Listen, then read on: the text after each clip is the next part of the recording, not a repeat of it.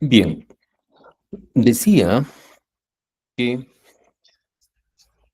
para variar un determinado estado mental, alguna decisión, se requería de un esfuerzo especial y que esto era el sustento del sesgo del statu quo, la tendencia a mantener ello.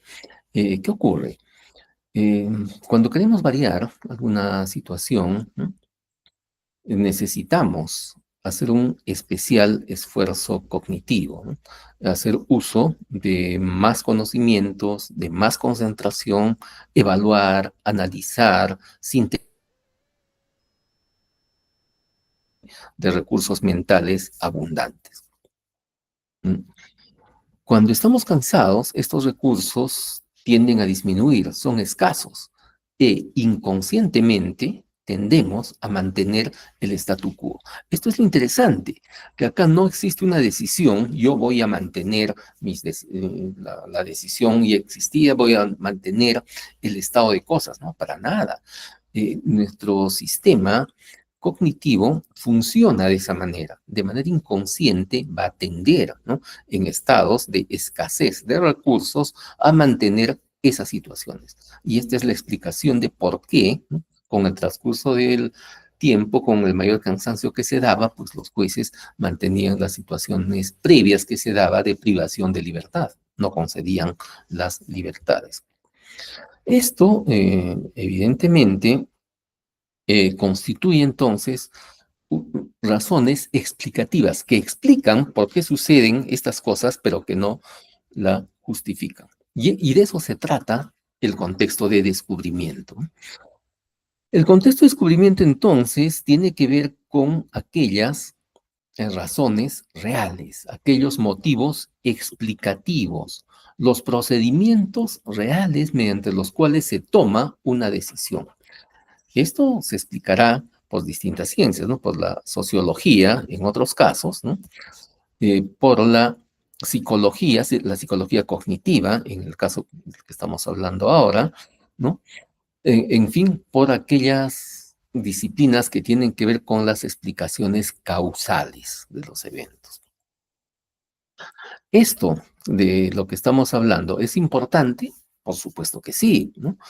Porque si vemos que es posible que ciertas decisiones no se expliquen en razón de las justificaciones que se da de ellas, ¿no? Lo que aparece en las resoluciones, sino que se explique más bien en razón a estos otros factores, a estos factores extraños, ¿no? Entonces hay que ocuparse de estos factores extraños, porque desde el punto de vista de la actividad forense, son factores que cuentan. Y la actividad probatoria, que es materia de nuestra reflexión, de nuestro curso, pues es evidente que también cuenta. Bien. Ahora, entre el razonamiento decisorio y el razonamiento justificatorio, entre cómo se decide en realidad y cómo se justifica nuestras decisiones, existen relaciones. Se habla de una relación dialéctica entre estos dos tipos de razonamiento. ¿Qué quiere decir eso? Que cuando se busca una decisión, contexto de descubrimiento, se va pensando también en si esas razones con las que yo voy a tomar la decisión, puedo utilizarlas en la justificación. Entre otras palabras, solamente adoptamos acá ya de manera consciente, solamente adoptamos de manera consciente aquellas razones que son justificables. El concepto de justificabilidad, entonces, es un contexto esencial en esta relación entre estos dos contextos. Bien, el contexto de descubrimiento, este que tiene que ver con las razones reales, ¿no? que llevan una decisión. Hemos visto algunas razones reales de naturaleza inconsciente, ¿no? Este sesgo del statu quo, en el ejemplo de los jueces israelíes, pero no es la única razón del contexto de descubrimiento que decide una sentencia. Hay todo tipo de razones. Podemos encontrar desde aquellas más protervas, ¿no? Desde aquellas más ruines, condenables, como por ejemplo el contexto de corrupción judicial. Si por razones de corrupción judicial se concede una libertad, ¿no? O en el contexto actual de la violencia que se va desbocando, ¿no? La delincuencia peligrosa, la criminalidad organizada, por miedo, una amenaza que haya recibido un juez y bajo esa amenaza o bajo corrupción, casi da lo mismo, decide, ¿no?, dar una libertad. Entonces, ese es el contexto de descubrimiento de la situación. Por supuesto que no va a decir en su resolución, considerando que he recibido tal dinero, considerando que he recibido una amenaza, jamás, ¿no? El contexto de justificación dirá otras cosas, pero el contexto de descubrimiento, fíjense qué tan importante es y abarca desde razones inconscientes hasta otro tipo de situaciones. Bien, todo este contexto de descubrimiento es materia de regulación jurídica. Esto se da a través del principio de independencia y el principio de imparcialidad judicial, que tienen un núcleo común. Y el núcleo común de estos principios es que los jueces deben resolver por las razones del derecho. Los jueces deben resolver por las razones del derecho, ¿no? No motivados por presiones externas o internas, ¿no? O por preferencias hacia alguna de las partes. No, simplemente por las razones del derecho. Cuando hablamos de las razones del derecho, estamos hablando de las razones normativas, ¿no?, lo que dice el ordenamiento jurídico, y por las razones fácticas, los hechos postulados y la prueba sobre los mismos. Sobre eso deben resolver los jueces. Ese es el núcleo común de estos principios de independencia e imparcialidad. Otra regulación de este contexto de descubrimiento es que los jueces deben universalizar las decisiones. Lo que es válido para un caso debe ser válido para todos aquellos casos similares que sean resueltos por el mismo juez. Hay otros principios como el de deliberación que también regulan este contexto de descubrimiento. Este principio dice que los jueces deben resolver a través de una deliberación luego de que se agote la actividad probatoria, ¿no? Bien. Esta regulación del contexto de descubrimiento nos lleva a ver que cuando nos referimos a estos factores extraños de las decisiones judiciales, que no son los de la justificación, sino los del descubrimiento, esos factores extraños, al estar regulados, ¿no?, en la normatividad nuestra, en consecuencia, proscritos muchos de ellos, es posible, ¿no?, que sean objeto de análisis en los procesos. Son relevantes, jurídicamente relevantes, y en consecuencia pueden ser materia de discusión en el proceso. Esto que digo no siempre es compartido en los tribunales. De hecho, cuando algún abogado o un fiscal quiera tocar ciertos aspectos del contexto de descubrimiento, ¿no?, para analizar ciertas posiciones, a veces son materia de alguna observación por el tribunal, que le dice que eso no es materia del proceso. Sí es materia del proceso, ¿no? Claro, bajo ciertas condiciones, es materia del proceso porque está regulado jurídicamente. Dentro de este contexto de descubrimiento, como hemos visto con el ejemplo de los jueces y los horarios de sus alimentos, son relevantes los sesgos cognitivos, pero no solamente tenemos este sesgo del statu quo, sino una serie de sesgos cognitivos que se caracterizan básicamente por lo siguiente, ¿no? Cuando se aborda la resolución de un problema, solemos abordar, ¿no?,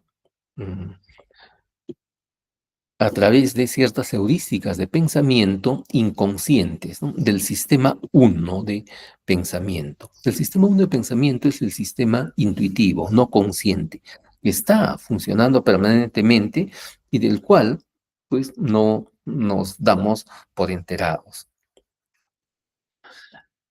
A este nivel existe una serie de heurísticas, ¿no? que una heurística, por ejemplo, el tema del ahorro cognitivo, al que hacía referencia, y hay muchas más heurísticas de las que hablaremos en una sesión específica sobre estos sesgos. Por ahora diremos que hay una serie de heurísticas que pueden conducir a error cuando no son detectados y superados por el sistema 2. El sistema 2 es el pensamiento consciente. Es posible, con un entrenamiento, aprender a detectar la posibilidad de nuestros sesgos y aplicar técnicas para superar estos sesgos. Pero si es que eso no se hace, es posible, ¿no?, que entonces esto conduzca, estas heurísticas nos conduzcan a un sesgo, es decir, a un error de juicio sistemático y predecible, ¿no? Y que entonces nos conduzca a una decisión sesgada o errónea. El ámbito de las decisiones probatorias está expuesta a todo esto. Hay una serie de sesgos, vamos a referir solo a algunos de los más importantes para los efectos judiciales forenses, ¿no? El sesgo de confirmación, de disponibilidad, representatividad, ajuste y anclaje, de retrospectiva, de exceso de confianza y el sesgo del punto ciego. Reitero, sobre esto vamos a hablar más adelante en una sesión especial. Bien, ahora refirámonos al contexto de justificación, las razones explícitas que se dan, ¿no? Las razones justificatorias, ¿no? La justificación, ¿en qué consiste? En un procedimiento, ¿no?, donde se dan razones que sustentan, que pretenden sustentar la decisión. Estas razones van a tener la forma de argumentos, ¿no? Pues los argumentos o la argumentación es un procedimiento de resolución de problemas, que es lo que hacen los jueces, ¿no?, por medio de razones.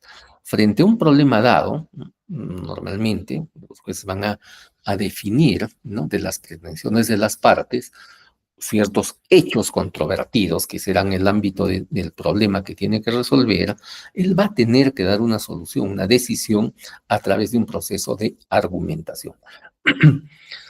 La argumentación tiene dimensiones. Ahí se distingue una dimensión formal, una dimensión material y otra dimensión pragmática. Bien, esta argumentación que se expresa como la motivación de la decisión va a tener ciertos aspectos, ¿no? Va a tener una justificación normativa y fáctica, interna y externa. La justificación normativa tiene que ver con la justificación del juicio de derecho, ¿no? La fáctica con la justificación del juicio de hecho. Una mala justificación normativa lleva a un error iuris, ¿no? Una mala justificación fáctica a un error facti. De otro lado, la justificación es interna y es externa. Vamos a hablar en unos minutos sobre ello. Luego, además de esa justificación, la motivación también tiene que cumplir con el requisito de lo pragmático. ¿A qué se refiere la pragmática? La pragmática tiene que ver con esta finalidad que se tiene de convencer al otro, ¿no?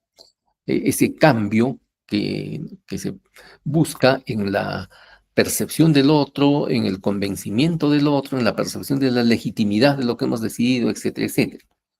Bueno, las sentencias tienen esa vocación, ¿no? Convencer a los demás de la legitimidad de la actuación judicial. Se ha hecho lo justo. Bueno, pero para ello se requiere también ciertos requisitos. Tiene que expresarse ello de manera convincente, de manera persuasiva, ¿no? Hay una serie de requisitos que sustentan cómo es que se logran estos fines persuasivos. La motivación también tiene que tener en cuenta el contexto, ¿no? Es decir, solamente una motivación válida si tenemos un juez racional, independiente, imparcial, que universaliza sus decisiones, etc. Por ejemplo, si un juez toma sus decisiones usando la moneda, o como ocurrió, ¿no?, en un tribunal boliviano, leyendo las cartas de Coca, pues luego no puede decirse que estemos ante un contexto de una verdadera motivación. Claro, lee las cartas de Coca, decide si la demanda es fundada o infundada y luego le pone cualquier cosa en la decisión a modo de motivación. Esa motivación no es válida, no tiene ese vínculo esencial, ¿no?, entre la generación de la decisión y las razones que se expresan. Bien, la motivación además tiene que tener orientación axiológica hacia la realización de valores. Bien, decíamos que dentro de la motivación o justificación se distingue la justificación interna de la justificación externa. La justificación interna se va a verificar con un instrumento que es muy útil, ¿no?, que es el silogismo jurídico. Este instrumento nos permite analizar la corrección formal de los procesos de subsunción, de los hechos en la norma. Ojo, que todo fenómeno jurídico va a tener esta estructura. Es el fenómeno jurídico básico, es casi como la célula al cuerpo, ¿no? Fíjense, cualquier decisión, ¿no?, que tomemos va a tener que ver básicamente en cuanto a su estructura fundamental con estos elementos. Ciertos hechos, ¿no?, cierto problema social, ciertas situaciones factuales relevantes, ¿no?, que necesitan resolverse. ¿Y qué se hace? Vamos a ver qué dice el derecho sobre ellas. Y con lo que diga el derecho se da una solución. Tenemos entonces una premisa mayor, ¿no?, donde está la norma, la premisa, esta es la premisa normativa, y aquí encontramos básicamente tres elementos. Un referente normativo o fuente normativa, según tal fuente normativa, ¿no es cierto? Luego tenemos el supuesto de hecho o antecedente.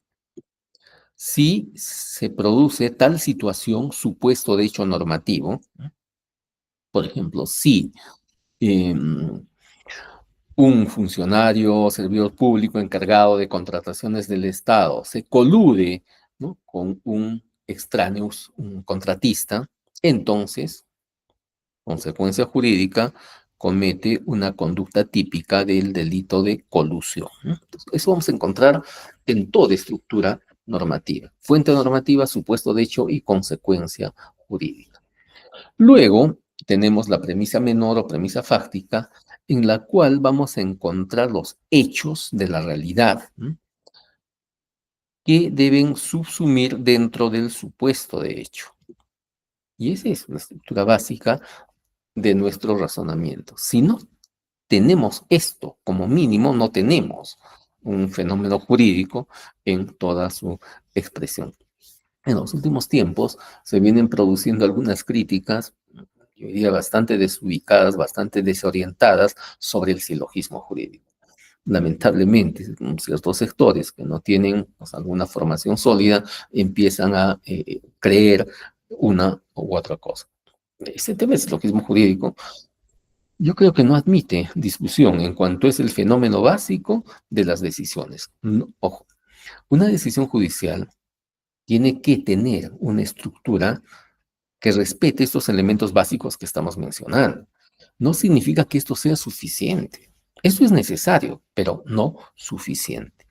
Estamos hablando acá simplemente de una corrección formal del razonamiento jurídico, no de que esto sea todo el razonamiento jurídico. Es una parte, reitero, necesaria, pero no suficiente. La justificación externa, más bien, eh, tiene que ver con cómo se justifican las premisas de la decisión.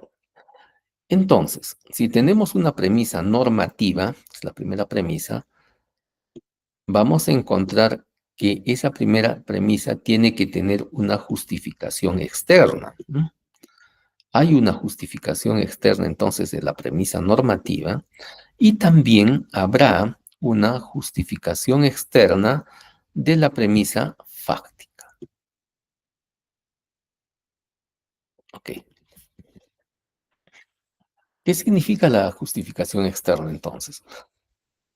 Significa dar razones para resolver determinado tipo de problemas. Si seguimos la clasificación de problemas o la tipología de problemas postulada por Neil McCormick, vamos a ver que los problemas pueden clasificarse en uno, problemas de la premisa normativa y dos, problemas de la premisa fáctica. Dentro de los problemas de la premisa normativa, tenemos los problemas de interpretación o los problemas de relevancia. Dentro de los problemas de la premisa fáctica, los de clasificación y los de prueba. Acá está precisamente lo que es el eje de nuestro curso. Ya nos vamos aproximando cada vez más a ello. Bien, esta clasificación que hace McCormick no es la única posible. De hecho, que hay otras clasificaciones, yo diría, inclusive más completas. Es el caso, por ejemplo, de la que propone Manuel Atienza, ¿no? Para Manuel Atienza, los problemas son más, ¿no? Incluyen cuestiones procesales, cuestiones de validez, cuestiones de discrecionalidad, de ponderación y otros, inclusive. Bien, nos podemos quedar por razón de la temática del curso con la clasificación de McCormick, ¿no? Para no complicarnos mucho el tema, porque nuestro curso no es un curso de argumentación o de teoría del derecho, sino básicamente un curso sobre la prueba. Nos cogeremos, diría, con esta clasificación de McCormick por esta razón meramente pragmática, ¿no? Bien, entonces, vamos a ver, según la clasificación de McCormick, algo sobre esta tipología de problemas. Vamos a desarrollar un poco este tema. Dijimos que en la justificación externa se trataba de dar razones que sustenten a cada una de las premisas. Entonces tenemos, en primer lugar, la justificación externa de la premisa normativa. En la premisa normativa, las normas que vamos a utilizar para decidir un caso, vamos a encontrar principios y reglas, los dos grandes tipos de reglas, de normas. Las normas son principios o son reglas. Hay una diferencia estructural entre ellas, ¿no? En los principios tenemos el supuesto de hecho abierto. En las reglas, el supuesto de hecho cerrado. Una regla, el que mata a otro, entonces será reprimido con tal pena. El supuesto de hecho está cerrado. El que mató a otro. En cambio, en los principios, el supuesto de hecho es abierto. Por ejemplo, el principio de igualdad. ¿Cuál es la consecuencia jurídica de la igualdad, de la norma sobre igualdad? Trata a todos de la misma manera. Supuesto de hecho. ¿Y cuándo? Pues cuando hagan una cola para un servicio público, cuando tengan que recibir algún beneficio del Estado, cuando tengan que ejercer un derecho en toda situación, en una multiplicidad de situaciones, ¿no? Es un supuesto de hecho abierto, como ven, en una multiplicidad de situaciones que habrá que determinar en función del caso concreto. Bien. Esa es la gran diferencia entre principios y reglas. El supuesto de hecho abierto en uno y cerrado en otro. Bien. Los problemas de interpretación se van a dar en el ámbito de las reglas, ¿no? Se interpretan las reglas.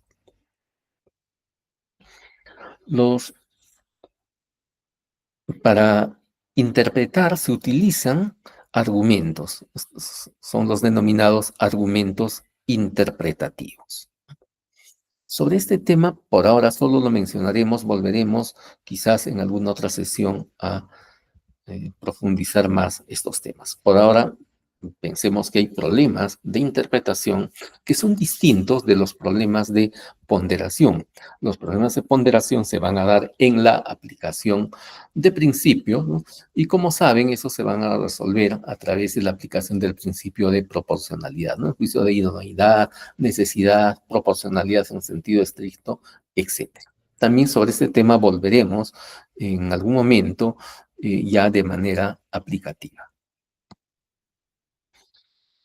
Más allá de esta justificación externa de la premisa normativa, a nosotros, por nuestro curso, nos interesan los problemas de la justificación externa fáctica.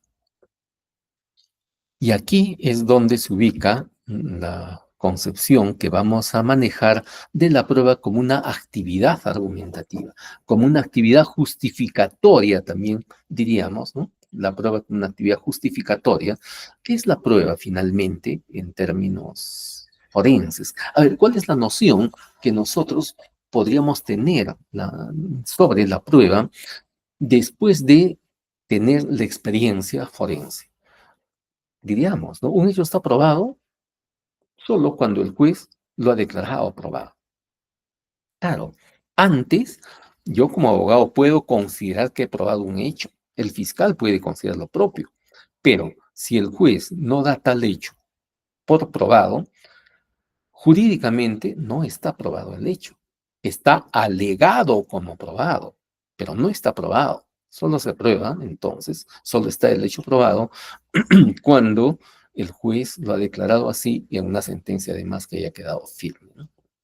Bueno, pero esa declaración de prueba que haya hecho el juez solamente es válida en la medida en que esté adecuadamente justificada. Porque si no justificó adecuadamente la declaración de prueba, es decir, no la motivó, se infringió una garantía de motivación y en consecuencia eso es una decisión nula y el hecho no está probado. Fíjense en la enorme importancia de la argumentación en la motivación de las decisiones. Es central. Por eso es que podemos decir ya desde esta perspectiva pragmática, operativa, forense, que la prueba es una actividad argumentativa. En este sentido, Daniel González Lagier señala que probar consiste en construir un argumento que trata de justificar determinada hipótesis como premisa fáctica de la decisión judicial. ¿Sí?